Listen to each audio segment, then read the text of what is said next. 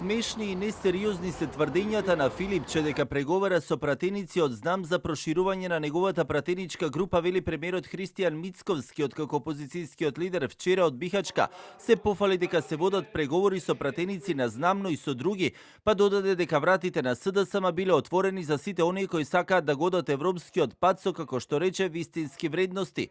Мицковски денеска со контрареакција тврди парламентарното мнозинство е стабилно, а изјавите на Филипче биле хумор и сатира. Па сега, знаете, понекогаш во поинаква рубрика треба да се коментираат неговите изјави, а не во политичката рубрика. Имаше порано хумор и сатира, можеби таму е вистинското место за тие изјави. Апсолутно не. Да. Од Бихачка пак денеска преку соопштение со порака до Мицковски дека премногу се занимавал со нив и се обидувал одвнатре да ја руши СДСМ, представувајќи ја како партија која лошо котира во моментов.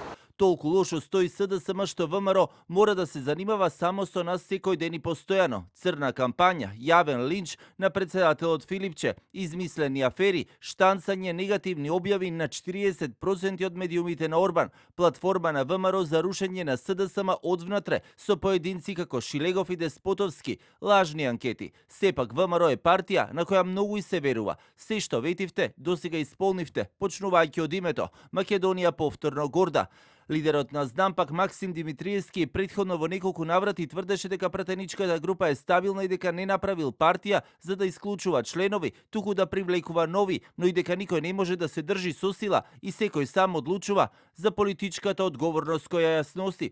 Сепак, пребројувањето на ниво на пратенички групи во законодавниот дом и трката за тоа кој ќе се обиде, но и ќе успее да ја зајакне својата пратеничка група со пратеник повеќе, станаа повторно актуелни теми, откако и Села најави посебно делување од Европскиот фронт со неговите пратеници, но и најави формирање на нова партија со ново име, зашто пак собранискиот спикер Гаши тврдеше дека не бил известен, иако, како што рече, секоја нова информација за ново делување на пратеничките групи треба да му биде соопштена, за да може да ги информира и пратениците и јавноста.